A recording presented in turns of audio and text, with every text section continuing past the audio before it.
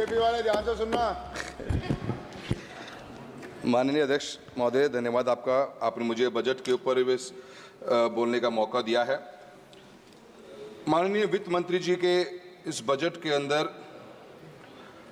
जो पेश किया गया, देश भर के अंदर एक जो मैसेज इस सरकार द्वारा दिया गया था कि सबका साथ सबका विकास, इस मुद्दे पे 10 साल से इस सरकार के अंदर है और इस बार का जो बजट पूरे देश भर में जो मैसेजिंग जाने का काम हुआ है, उसका एक ही मुझे लाइन लगती है कि जो हमारे साथ है हम उनके साथ हैं का बजट नजर आता है।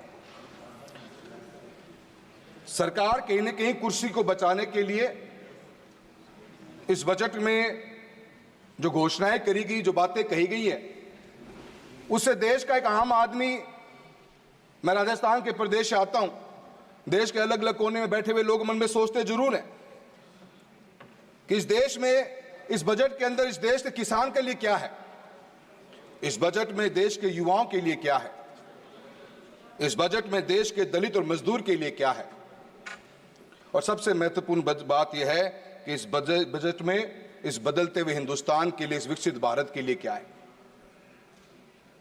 जीडीपी की ग्रोथ रेट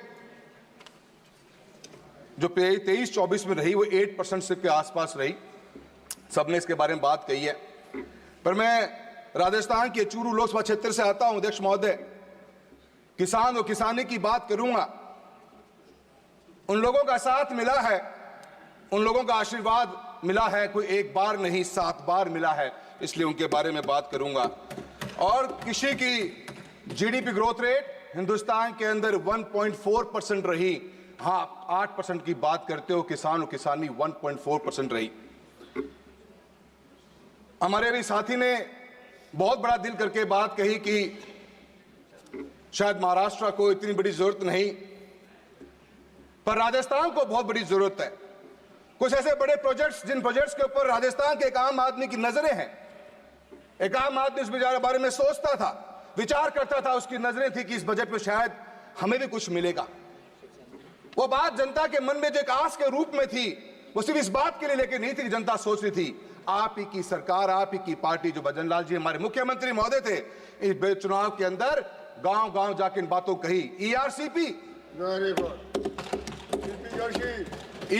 के बारे में बात चली। 16 राज्यों को पीने का पानी मिलेगा, सिंचाई का पानी मिलेगा, यमुना लिंक का पानी, जो राजस्थान की शेखावटी बेल्ट की सबसे बड़ी एक आस की उम्मीद हम रखते थे, इसकी बात की सोचेंगे हम, जिसके बारे में क्लेम किया गया, भागीरथ का नाम दिया गया।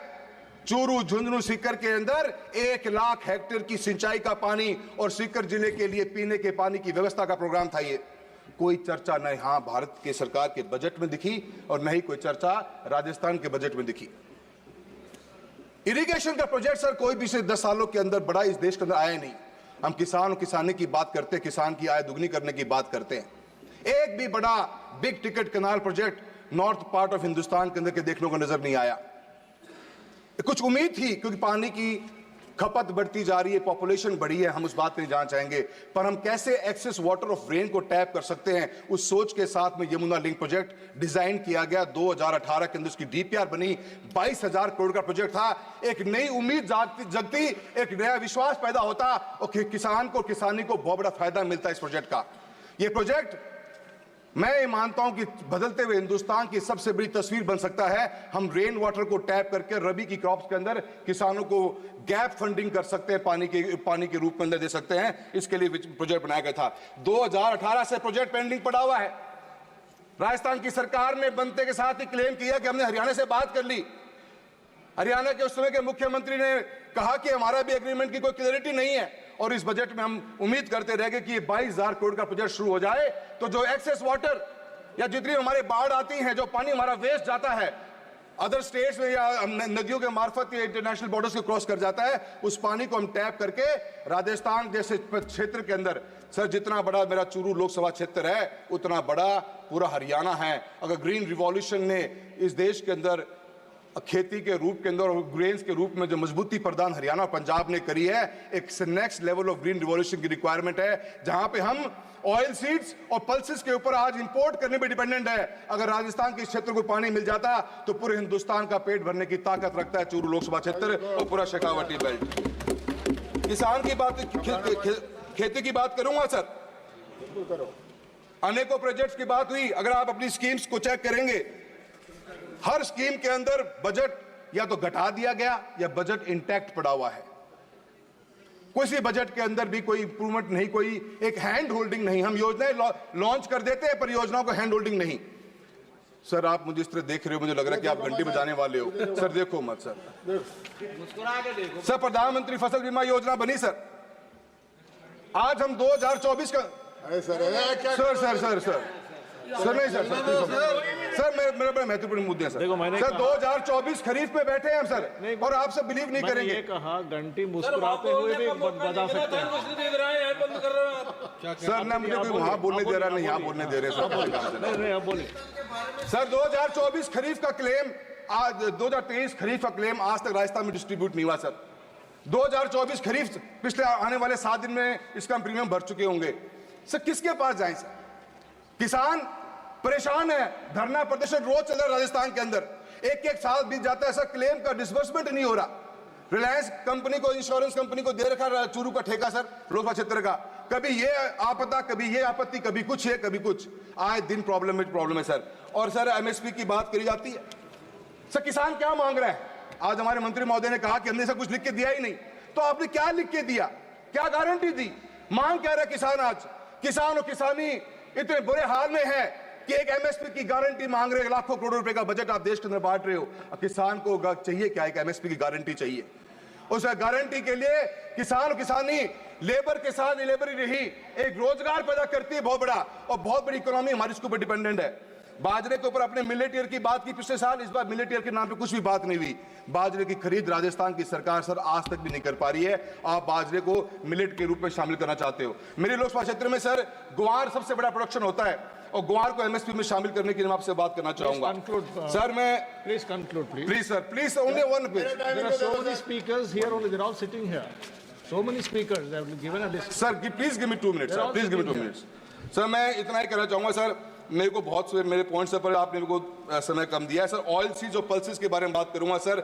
160 लाख टन 1.4 लाख करोड़ रुपए के एडिबल ऑयल्स हमने इस कंट्री में इंपोर्ट करे पिछले साल के अंदर। और sir import duty palm oil के ऊपर जो लगाई, जीरो कर दी गई, उसका इंपैक्ट क्या पड़ा सर? आज चूरू लोकसभा क्षेत्र से हमारा शेखावटी, हमारा नागौर है, बीकानेर है, गंगानगर, हनुमानगढ़ तक का पूरा बेल्ट है सर। सरसों की सबसे बड़ी पैदावार होती है सर। भाव नहीं मिल रहा किसान को, जब बोने की उसकी बिल्कुल भी इच्छा नहीं कर रही। हम कैसे बैलेंस आउट करेंगे इसका पता ही नहीं चलता सर। मैं आपने नेचुरल फार्मिंग की बात करी है, तो आपने 1 करोड़ सर्टिफिकेशन दोगे sir. Natural farming, zero budget farming, organic farming, sir कौन इसको परचेज करेगा? कोई मैकेनिज्म ही नहीं है हमारे पास में इसका। क्या आज किसान अपनी नेचुरल फार्मिंग को, प्रोड्यूस को किसको जाके बेचेगा सर? उसका भाव मिल रहा है नहीं मिल रहा मार्केट में, उसको कोई देखने वाला नहीं है सर। मेरा आपसे इतना कहना है कि सर पैसा स्कीमें बहुत सी बनी, अनेकों स्कीमें देश में बन के ही आई सर, आज तक उनका कोई हैंड होल्डिंग नहीं। सांसद आदर्श ग्राम योजना बना दी गई सर। एक योजना, एक गांव की विलेज डेवलपमेंट प्लान जब बना तो 22 करोड़ रुपए का प्लान बना। और सर चूरू लोकसभा क्षेत्र का उदाहरण देता हूं, 325 करोड़ मिलते हैं नरेगा के अंदर काम करने के लिए। एक सरपंच को एक साल में 1.25 से 1.5 करोड़ मिलता है काम करने के लिए। 1.5 करोड़ की लागत से वो 22 करोड़ की वीडीपी कब पूरी होगी? 22 साल बाद पूरी होगी सर। हम कैसे गाँव का विकास करा पाएंगे? आप सोच के देखिए बात को सर। आप अभी शिक्षा के बारे में इतनी बात चली है सर, चूरू लोकसभा क्षेत्र की बता देता हूँ एक छोटी सी बात सर। एक सर लास्ट टाइम बोलूंगा अध्यक्ष महोदय, लास्ट टाइम, अध्यक्ष महोदय लास्ट टाइम अध्यक्ष sir ji please understand sir. अध्यक्ष महोदय मैं आपसे इतना कहना चाहता हूँ, यहीं से बड़ा लिस्ट आया है, यहीं से बड़ा लिस्ट आया है। सर सब कोऑपरेट कर रहे हैं, आप भी कर लो सर मुझे कोऑपरेट। Please conclude. धन्यवाद दीपेंद्र जी, आपका सहयोग बहुत अच्छा लगा मुझे। मैं आपको इतना कहना चाहूंगा सर, योजनाएं बहुत सी हैं, उन योजनाओं पे काम नहीं हो पाते सर, हैंड होल्डिंग नहीं हो पाती, इसलिए योजनाएं फेल हो जाती हैं। सर आज ही राजस्थान के भास्कर की यह न्यूज है, 16,000 बच्चों ने स्कूल को ड्रॉप आउट कर दिया, गवर्नमेंट स्कूल्स को राजस्थान के चूरू में, सिर्फ इस बात के लिए कर दिया कि सर 1700 से ऊपर रूम्स की रिक्वायरमेंट चूरू अकेले के अंदर है, हजारों रूम्स की रिक्वायरमेंट है, और sir PM Shri, PM stars जैसी योजनाएं चलाएगी, इनके बजट में कटौती कर दी गई सर। मात्र 1200 करोड़ रुपए की पीएम स्टार्स की स्कीम है जहां पे हम रूम्स बना सकते हैं। सर जब तक हम दोनों चीजों को ऐड ऑन नहीं करेंगे, कभी भी हमारे गांव तक विकास नहीं पहुंच पाएगा।